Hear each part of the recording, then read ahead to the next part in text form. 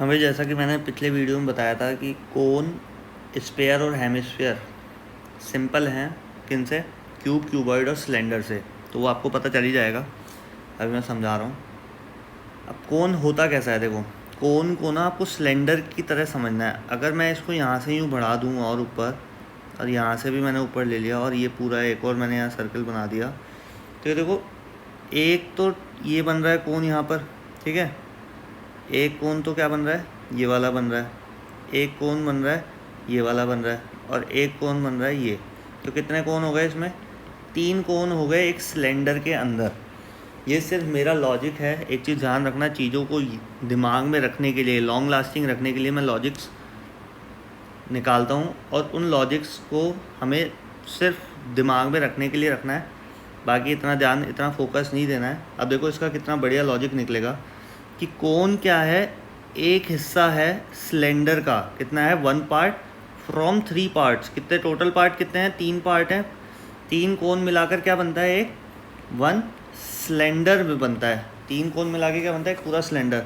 तो एक कोन कितना पार्ट है, 1/3 ऑफ अ सिलेंडर। सिलेंडर का क्या है, 1/3 पार्ट है। और देखो वॉल्यूम में दिख भी रहा है 1/3। और ये πr² किसका फॉर्मूला है, वॉल्यूम ऑफ अ सिलेंडर का। हाँ भाई देखो ये रहा वॉल्यूम ऑफ अ, ये रहा cylinder, volume of a cylinder πr² है। और ये 1/3 पार्ट है। सिर्फ मैंने लॉजिक निकाला है, मैं वापस बोल रहा हूँ, इस पर ज़्यादा फोकस नहीं करना, बस सिर्फ दिमाग में रखने के लिए, कभी भूले ना, इसलिए मैंने ये तरीका निकाला है। अब आप एक चीज़ ध्यान रखना, कोन भी सर्कल से मिलकर बना हुआ है। हाँ भाई ये रहा सर्कल, और उसके बाद ये हमारी हो गई इसकी स्लैंट हाइट। कोई सी भी ले सकते हो, अगर जिसको स्लैंट हाइट ली, स्लैंट हाइट को बोलते हैं एल। ये स्लैंट हाइट ले लो, और आपकी ये हो जाएगी हमारी हाइट, और ये हो जाएगी रेडियस। तो आपको दिख रहा है कि भाई slant height is a hypotenuse and height is a perpendicular and radius is a base according to Pythagoras theorem. According to Pythagoras. तो आपको क्या करना है, पाइथागोरस के अकॉर्डिंग आपको स्लैंट हाइट अगर गिवन नहीं हो, तो स्लैंट हाइट क्या है, हमारी हाइपोटेनियस है। तो हाइपोटेनियस का फॉर्मूला क्या होता है, h² = p² + b²। हाइपोटेनियस का square plus equal to perpendicular square plus base का स्क्वायर। वैसे आपको क्या करना है, यहाँ पर हाइपोटेनियस की जगह एल का स्क्वायर लिखना है, स्लैंट हाइट का स्क्वायर। परपेंडिकुलर की जगह आपको हाइट का स्क्वायर लिखना है, और रेडियस लिखना है, रेडियस का स्क्वायर लिखना है बेस की जगह। अब ये एल से स्क्वायर हटेगा, ये रूट में चल जाएगा, h² + r² का फॉर्मेशन भी आपको समझ में आ गया कि अगर आपको स्लैंट हाइट गिवन नहीं हो तो हम ऐसे फाइंड कर लेंगे। अब बात आती है CSA और TSA की। तो आपको पता है जहाँ सर्किल आ गया वहाँ πr आएगा ही आएगा, ठीक है। अब यहाँ पे स्क्वायर h क्यों नहीं आया, क्योंकि भैया h तो है ही नहीं है, स्लैंट हाइट वर्क कर रही है। क्या कर रही है, स्लैंट हाइट का वर्क है, इसलिए यहाँ पे πrl हो गया। अब यहाँ पे था ऊपर πrl है, तो यहाँ पे πrl + r हो जाएगा। तो ये सिर्फ दिमाग में रखने के लिए है कि भाई कभी हम इनको भूलें नहीं। ये πrl + r कैसे याद रखोगे, जैसे हमने यहाँ पर किया था क्यूबॉइड में, क्यूबॉइड नहीं सिलेंडर में किया था, 2πrh, πr², 2πr, 2πr common आ गया था, तो बचा क्या था ब्रैकेट में h + r। तो यहाँ देखो 2πrh, 2πr, h + r।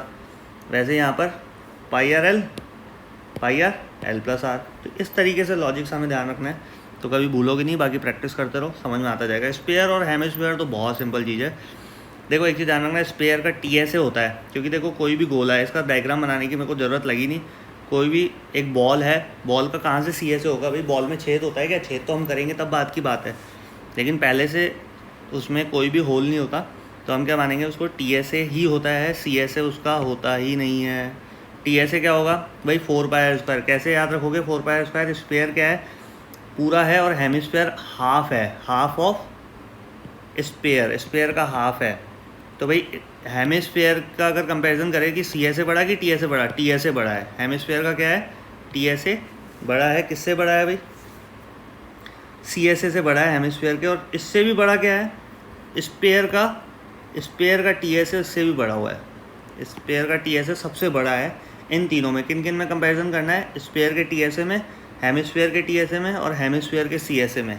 तो सबसे बड़ा क्या है, स्पेयर का TSA है, तो ये हो गया 4πr। उसका उससे जस्ट छोटा क्या है भाई, हेमिस्फीयर का TSA, क्योंकि हेमिस्फीयर का CSA तो बड़ा हो नहीं सकता TSA से, इसलिए हेमिस्फीयर का TSA बड़ा है, तो उससे जस्ट कम हो गया 3πr²। और इससे जो छोटा है वो कौन है भाई, CSA ऑफ हेमिस्फीयर, तो वो हो गया 2πr²। क्या हो गया 4 3 2, ख़त्म बात। ठीक है, ऐसे आपको क्या करना है, वॉल्यूम है, अब इस वॉल्यूम का भी लॉजिक समझ लो। हाँ भाई देखो, इसमें अगर बात करें हम, ये अगर इसमें बॉक्स बना दें हम चारों तरफ इसके, तो 1 पार्ट, 2 पार्ट, 3 पार्ट, 4 पार्ट, ठीक है, 4 पार्ट्स हैं। इसलिए वहाँ पर हमने क्या किया था, 1/3 पाई आर स्क्वायर एच किया था, यहाँ पे हम कर देंगे 4/3। और ये आखिरी टॉपिक है, इसको वैसे भी दिमाग में रख सकते हो। तो ये हाफ हो जाएगा, तो कितना हो जाएगा, 2/3। 4/3 का अगर हाफ करोगे आप तो कितना हो जाएगा, 2 2 4, ये 2/3 हो जाएगा। और हमेशा बताया पाई आर, यहाँ पे तो क्यूब आता ही, क्योंकि वॉल्यूम में यूनिट क्या लगती है, क्यूब लगती है। यहाँ पे पाई आर क्यूब आएगा। यहाँ पे एरिया था, इसलिए यहाँ पर स्क्वायर स्क्वायर एंड स्क्वायर। तो ये लॉजिक से इनको ध्यान रखोगे ना, तो फॉर्मूला हमेशा ध्यान में रहेगा। अब क्वेश्चन तो फिर आपके लिए इजी हो ही जाएगा सॉल्व करना।